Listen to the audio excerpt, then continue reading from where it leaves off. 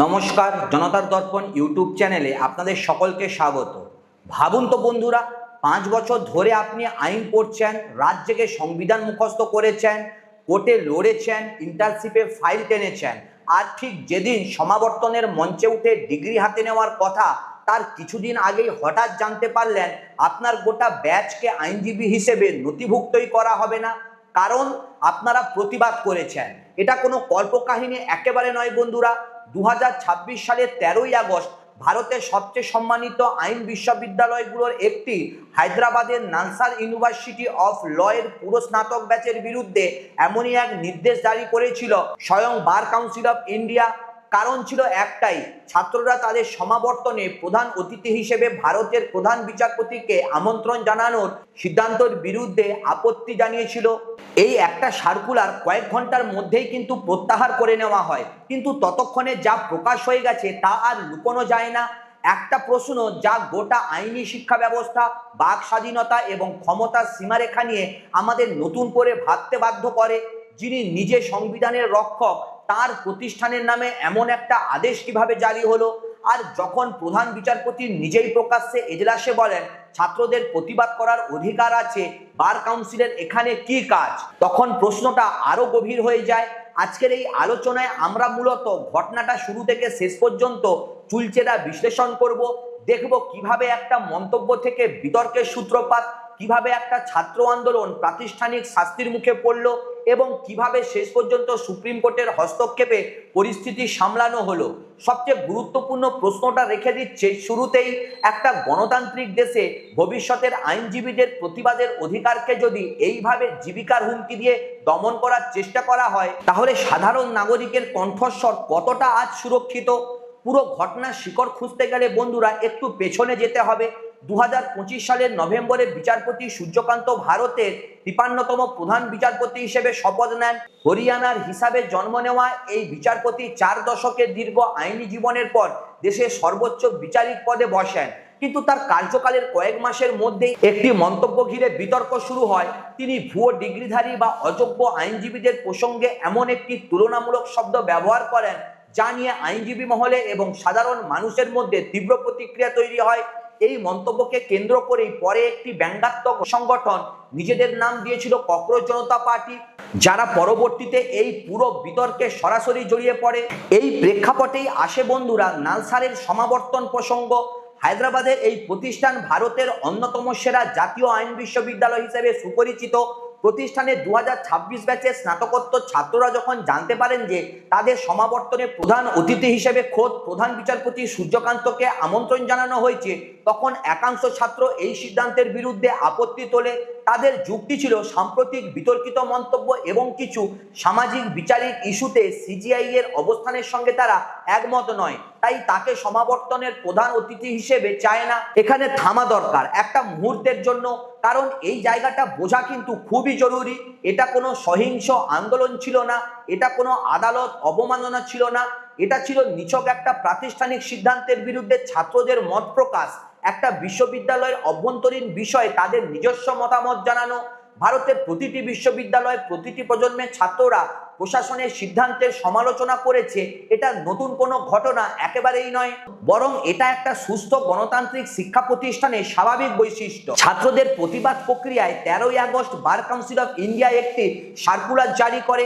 এতে দেশের সব রাজ্য বার কাউন্সিলকে নির্দেশ দেওয়া হয় পরবর্তী নির্দেশ না দেওয়া পর্যন্ত নালসারের 2026 ব্যাচের কোনো স্নাতককে যেন আইনজীবী হিসেবে নথিভুক্ত না করা হয়।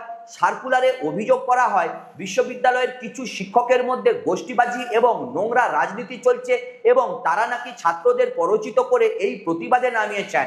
সার্কুলারে এমনও বলা হয় আইনি শিক্ষার নিয়ন্ত্রক সংস্থা হিসেবে বার কাউন্সিল এই পরিস্থিতিতে নীরব দর্শক হয়ে একেবারেই থাকতে পারে না। এই একটা সিদ্ধান্তের অভিঘাত কিন্তু বোঝাটা দরকার। একটা গোটা স্নাতক ব্যাচ, যাদের মধ্যে অনেকেই হয়তো এই প্রতিবাদের সাথে সরাসরি জড়িতই ছিলেন না, তাদের সবার পেশাগত ভবিষ্যৎ একটা প্রশাসনিক নির্দেশে অনিশ্চয়তার মুখে পড়ে যায়। ভারতের সংবিধানের 19-এর 1-এর ক অনুচ্ছেদ প্রতিটি নাগরিককে মত প্রকাশের স্বাধীনতা দেয়, আর 21 নম্বর অনুচ্ছেদ জীবন ও জীবিকার অধিকার নিশ্চিত করে। একজন আইনের ছাত্র যিনি নিজেই এই অনুচ্ছেদগুলো পড়ে বড় হয়েছেন, তাকে যদি তার মত প্রকাশের কারণে পেশাগত সনদ থেকে বঞ্চিত করার হুমকি দেওয়া হয়, তাহলে সেটা নিছক একটা প্রশাসনিক ভুল নয়, সেটা একটা নীতিগত প্রশ্ন ওঠায়। তবে এখানে একটা গুরুত্বপূর্ণ তথ্য অবশ্যই বলা দরকার, এই সার্কুলার কিন্তু বেশিক্ষণ কার্যকর একেবারেই ছিল না। কয়েক ঘন্টার মধ্যেই বার কাউন্সিল দ্বিতীয় একটি সার্কুলার জারি করে প্রথমটা প্রত্যাহার করে নেয়।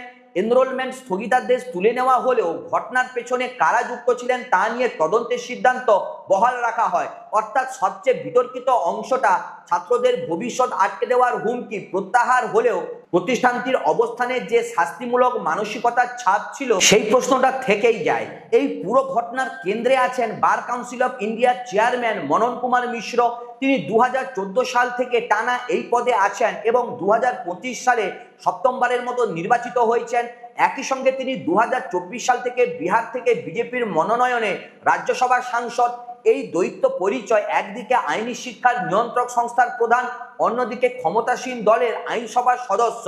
স্বাভাবিকভাবেই প্রশ্ন তোলে, একটা নিয়ন্ত্রক সংস্থা যখন সরাসরি রাজনৈতিক ক্ষমতার সঙ্গে যুক্ত ব্যক্তির নেতৃত্বে চলে, তখন তার সিদ্ধান্তের নিরপেক্ষতা কতটা বজায় থাকে?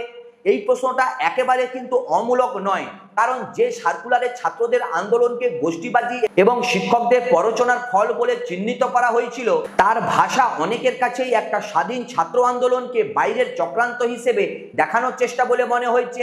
এটা এমন একটা ভাষাশৈলী যা প্রায় যে কোনো প্রাতিষ্ঠানিক সমালোচনাকে অবৈধ প্রমাণ করার জন্য ব্যবহৃত হতে দেখা যায়। সে শিক্ষা প্রতিষ্ঠানেই হোক বা রাজনৈতিক অঙ্গনেই হোক, প্রতিক্রিয়া আসতে দেরি হয়নি। ককরোচ জনতা পার্টি, যে ব্যঙ্গাত্মক সংগঠনটির জন্ম হয়েছিল সিজিআই এর মন্তব্য বিতর্ক থেকেই, তারা সরাসরি মনন মিশ্রের পদত্যাগ দাবি করে। আইনজীবী মহলের একাংশ এবং ছাত্র সংগঠনগুলো প্রশ্ন তোলে, একটা নিয়ন্ত্রক সংস্থা কিভাবে বিশ্ববিদ্যালয়ের অভ্যন্তরীণ বিষয়, বিশেষত ছাত্রদের রাজনৈতিক সামাজিক মত প্রকাশের ক্ষেত্রে এতটা কঠোর পদক্ষেপ নিতে পারে? কিন্তু সবচেয়ে গুরুত্বপূর্ণ প্রতিক্রিয়া এলো খোদ সুপ্রিম কোর্ট থেকে। বিষয়টি যখন এজলাসে ওঠে, তখন প্রধান বিচারপতি সূর্যকান্তের নেতৃত্বাধীন বেঞ্চ, যাতে বিচারপতি জয়মাল্য বাগচি ও বিচারপতি ডি মোহনাও ছিলেন, স্পষ্ট ভাষায় বলেন, ছাত্রদের প্রতিবাদ করার 100% অধিকার আছে। এখানে বার কাউন্সিলের হস্তক্ষেপ করার কোনো এখতিয়ারই নেই। সিজিআই নিজেই মন্তব্য করেন, এটা তার ও ছাত্রদের মধ্যেকার একটা সংলাপের বিষয়। বার কাউন্সিলের এখানে কোনো ভূমিকা থাকা উচিত নয়। এমনকি তিনি নিজের ছাত্র জীবনের আন্দোলনে সক্রিয় থাকার কথাও উল্লেখ করেন এবং বলেন, ছাত্ররা ভুল হলেও তাদের প্রতিবাদের অধিকার আছে। এই মন্তব্যের গুরুত্ব বন্ধুরা অসাধারণ, কারণ এখানে যিনি স্বয়ং এই বিতর্কের কেন্দ্রে ছিলেন, যার বিরুদ্ধেই ছাত্ররা প্রতিবাদ করেছিলেন, তিনি নিজেই এসে ছাত্রদের পক্ষে দাঁড়িয়েছেন এবং যে প্রতিষ্ঠান তার সুরক্ষার নামে ছাত্রদের শাস্তি দিতে চেয়েছিল, তাকে প্রকাশ্যে ভর্ৎসনা করেছেন। এটা একটা গুরুত্বপূর্ণ বার্তা কিন্তু দেয়।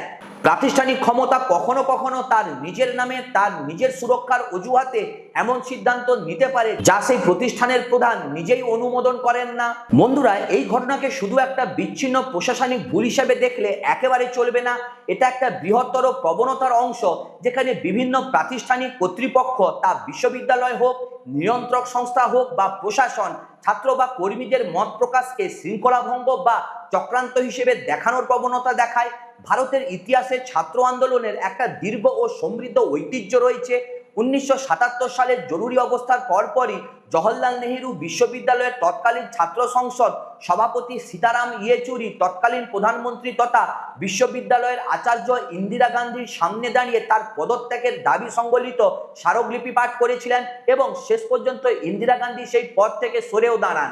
এই ঘটনা আজও ভারতীয় ছাত্র রাজনীতির ইতিহাসে একটা জলজ্যান্ত উদাহরণ হিসেবে উদ্ধৃত হয়, যেখানে সর্বোচ্চ ক্ষমতার প্রতিনিধিও একজন ছাত্রের প্রতিবাদী প্রশ্নের মুখোমুখি হয়েছিলেন এবং তা মেনেও নিয়েছিলেন। তো বন্ধুরা, আজকের প্রেক্ষাপটে দাঁড়িয়ে প্রশ্নটা হলো, আমরা কি সেই সহনশীলতার সংস্কৃতি থেকে সরে আসছি?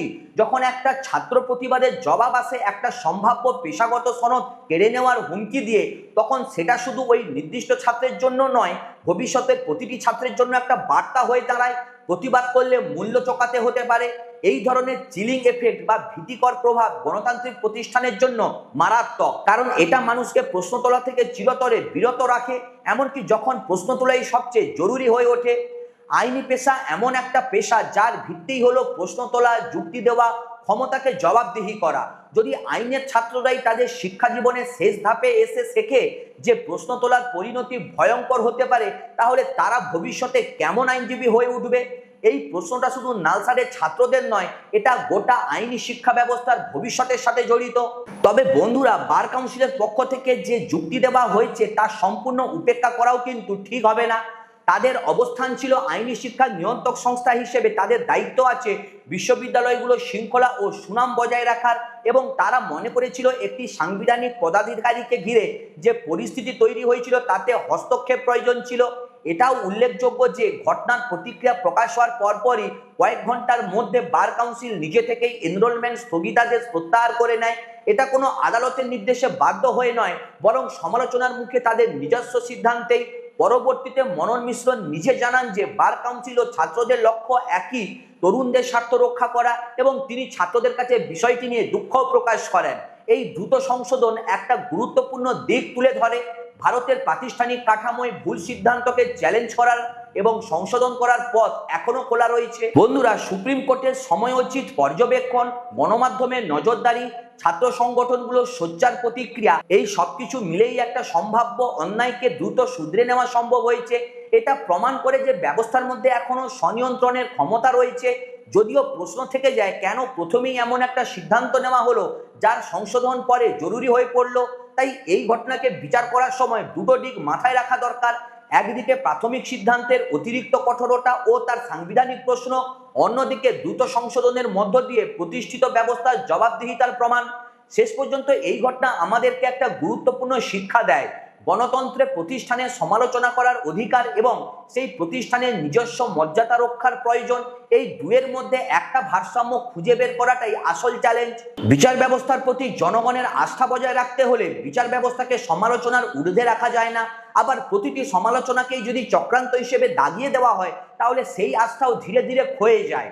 নালসার ইউনিভার্সিটি এর ছাত্রদের এই ঘটনা আপাতত সুপ্রিম কোর্টের হস্তক্ষেপে এবং বার কাউন্সিলের নিজস্ব সংশোধনে থেমে গেছে, কিন্তু এই ঘটনার যে প্রশ্নগুলো তুলে দিয়েছে, নিয়ন্ত্রক সংস্থার রাজনৈতিক সংযোগ, ছাত্র প্রতিবাদের প্রতি প্রাতিষ্ঠানিক সহনশীলতা এবং ক্ষমতার সমালোচনা করার অধিকার, সেগুলো সহজে কিন্তু মিলিয়ে যাবে না। ভবিষ্যতে এমন পরিস্থিতি যেন আর না তৈরি হয়, তার জন্য স্বচ্ছ নীতি এবং স্পষ্ট এখতিয়ার নির্ধারণ করা যথেষ্ট জরুরি। প্রশ্নটা আপনাদের কাছেও রেখে যাচ্ছি বন্ধুরা, একটা প্রতিষ্ঠান যখন নিজের সমালোচনার জবাব দেয় শাস্তির হুমকি দিয়ে, তখন সেই প্রতিষ্ঠান কি আসলে নিজেই মানুষের প্রতি আস্থা কমিয়ে দেয় না? কমেন্টে অবশ্যই লিখে জানান। ভিডিওটা ভালো লাগলে অবশ্যই লাইক, কমেন্ট এবং শেয়ার করবেন, আর চ্যানেলটিকে সাবস্ক্রাইব করবেন। সুস্থ থাকবেন, ভালো থাকবেন, দেখা হচ্ছে পরের ভিডিওতে। নমস্কার।